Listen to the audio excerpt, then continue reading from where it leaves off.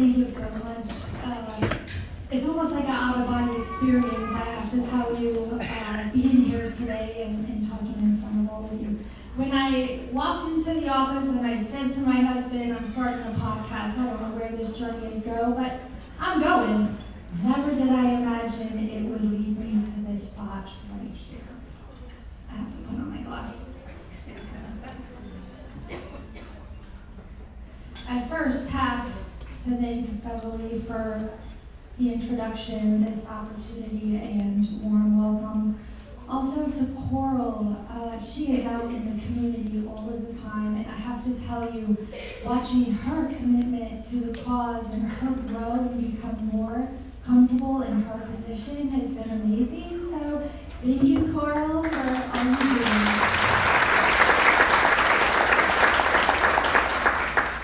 And of course, I have to thank God because in all honesty, it was the strength that He bestowed upon me to survive dating abuse, armed robbery, abduction, stalking, that's all in my book, and to still be up here strong and smiling and sharing my message with you today.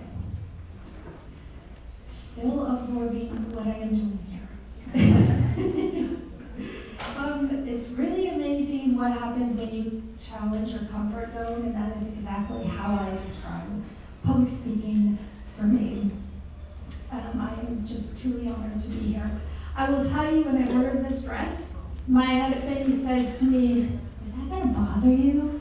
And I said, no, baby, this is my cape because I'm a superwoman. Yes. I said, everybody wears a cape, and they're all superwomen too. I like things that have significance, and I knew this dress was going to be perfect. Going back to Serene Harbor's mission, it is to end the cycle of domestic violence in Brevard County through education, empowerment, intervention, prevention, social change, advocacy, and engagement of our community. We need you, and we need you more than anybody could possibly imagine. I share the mission with Serene Harbor and is founder of the Under Blue podcast. I share lived experiences of other survivors, including those of domestic violence. I like to focus on topics that are uncomfortable and that a lot of people don't really want to talk about, but they exist in not only our community, but the United States, the world as a whole. Abuse does not discriminate. While tactics such as gaslighting and isolation may be consistent, each situation is unique, and it's essential to acknowledge and respect that. And men and women are both survivors of domestic violence. I've had the opportunity to interview both. Today, some of you can relate to the details of my story, and others cannot. I want you to know that as I share, never comparing your trauma is essential. Every individual's experience is unique and subjective.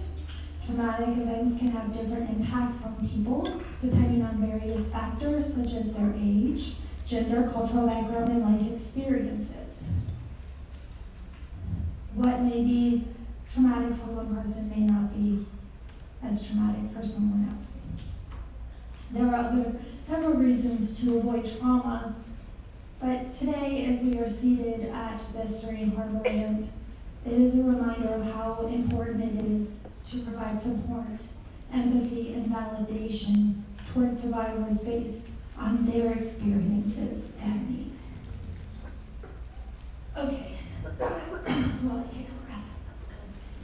They say that when you do public speaking, you're supposed to tell a joke, lighten the mood in the room, right? Well, there's truly nothing funny about dating abuse or domestic violence. So I was like, Jen, what are you going to talk about? And I realized, okay, I can talk about myself in public speaking because I do have a funny story about that. I had a training course in Chicago, and they told us after 5 days we were going to have to stand up and get a flip chart presentation. As soon as I heard that, I was like, Jen, what are you doing? So anyway, day 5 comes.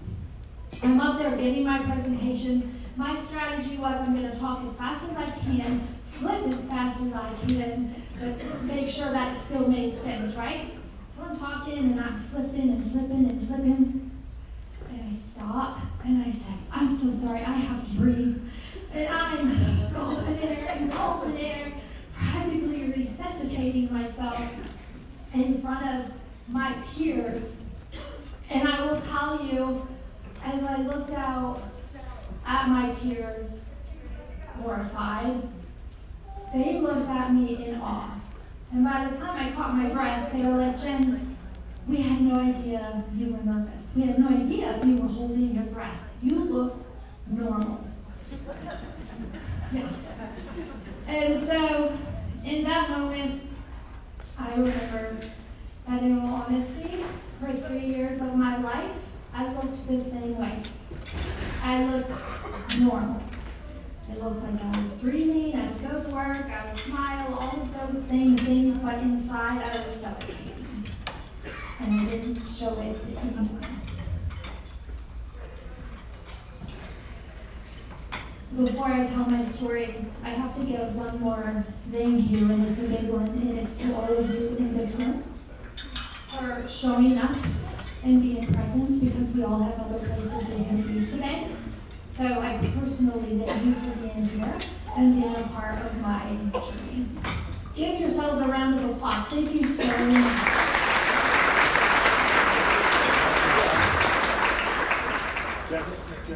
Some water. Sure. Thank you.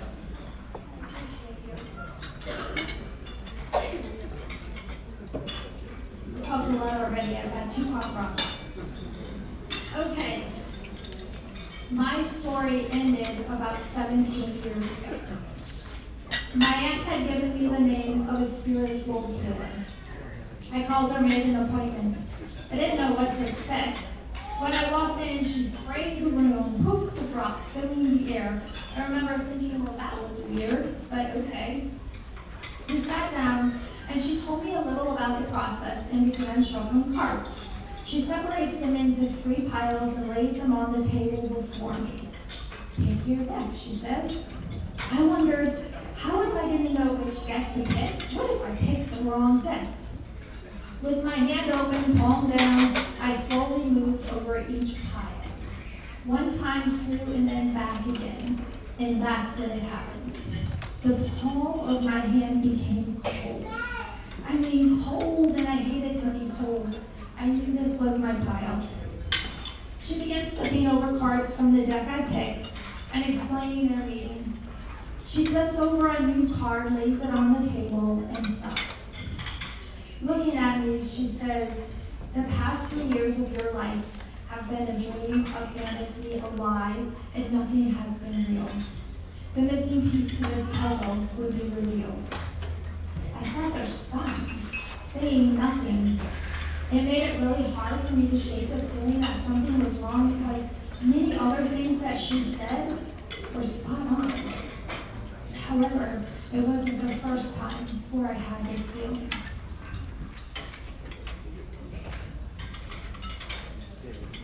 I remember the first time I met Rob.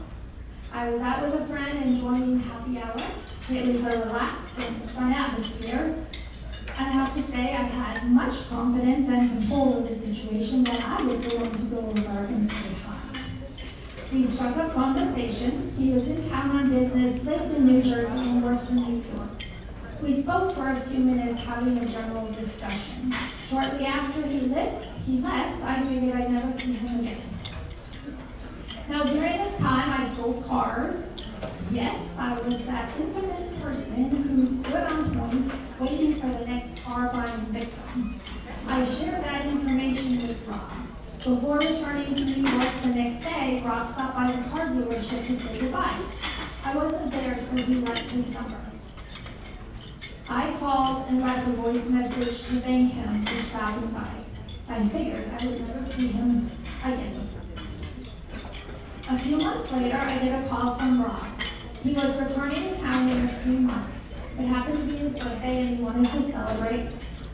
I was like, wow, he wants to spend a special day with me. Of course I would. This phone call After 2 months of daily talks, in-depth conversations about each other, our routines, friends, whatever we could manage to add so that we could keep talking.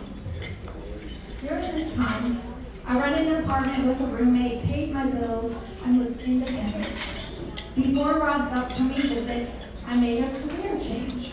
I stopped selling cars and returned to retail management, which provided more financial stability. I was and a therapist, as I've always felt mental health is a top priority. I appreciate sharing with someone outside of the situation. They have different perspectives and techniques to deal with life. Rob started to become part of the conversation during our sessions. Rob's visit was successful and a long-distance relationship began after his birthday celebration. It was great having someone in my life, even if I only saw him a few days a month. He would call to say, I miss you, or I'm having a bad day, or you are my sunshine. He knew how to make me smile and feel validated, beautiful, and secure. We trusted each other.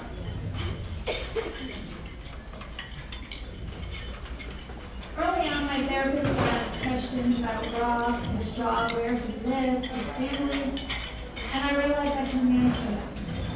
Even though we talked daily, information about his life was rarely shared. We rarely spoke at night due to my retail job, and what he did share was his karate lessons, card playing with friends, or other hobbies which kept him distant to the evening. I didn't need a home address, however, he had mine. It was slow and subtle. 3 months after his birthday dinner, our conversation started to shift. His tone was questioning and doubting. I always shared who I was with and where I was going. He knew my work schedule. I never wanted to miss his call, for if I did, it came with a line of questioning, insinuating I must be lying or cheating, even though he knew where I was, always. Either way, I didn't want him to be upset. I would go out with friends, which now bothered him. If I'm not enough for you and you're not happy, then maybe this isn't working. He would say. He planted doubt in my ability to make decisions. He manipulated me into thinking I needed him and always knew what was best for me. He knew my triggers because he was the one who instilled them. He told me I was becoming codependent and bought me a book about not being codependent during one of his trips to see me. He laid seeds of doubt that grew weeds in me, choking me with his deceit and lies. This is called gaslighting. The relationship was starting to make me sick. I grew anxious, couldn't sleep, and binge drank at night. I never missed work. I would show up with a smile, hiding the torment I felt inside. I continued therapy, and she pressed me about where he lived. I asked Rob enough times that eventually he invited me to his home in New Jersey and a fun weekend in New York. It took many years to realize he had drugged me during this trip. It was the first of several times I believed he slipped something into my drink. I remember sitting in his home at the dinner table with him and sliding out of my chair onto the floor. I woke up the following morning in bed and he was gone. I called him and he said he was on his way home and had to pick up the dog. He said nothing about owning a dog. My instincts went off, and I knew I had to search quickly. I opened closets, drawers, even the refrigerator, and eventually I found a file cabinet. I opened it and stopped, deciding if I would take out the file that said marriage certificate.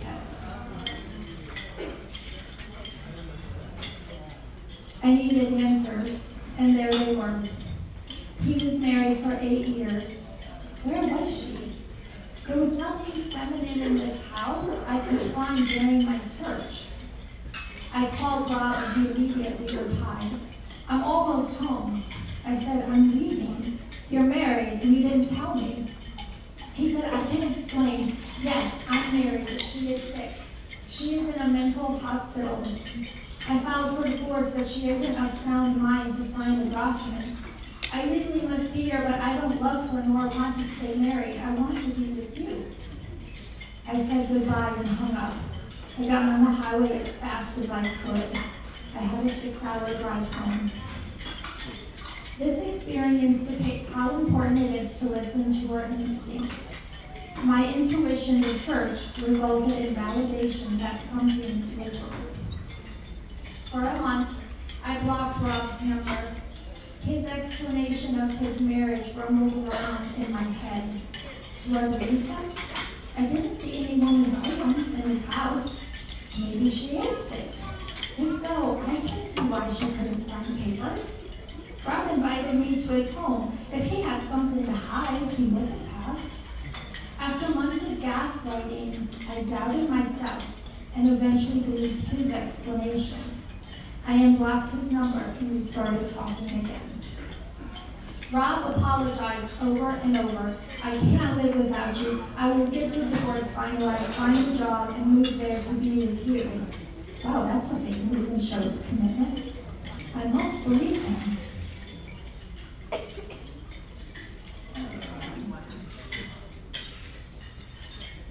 He's going to change his whole life for me.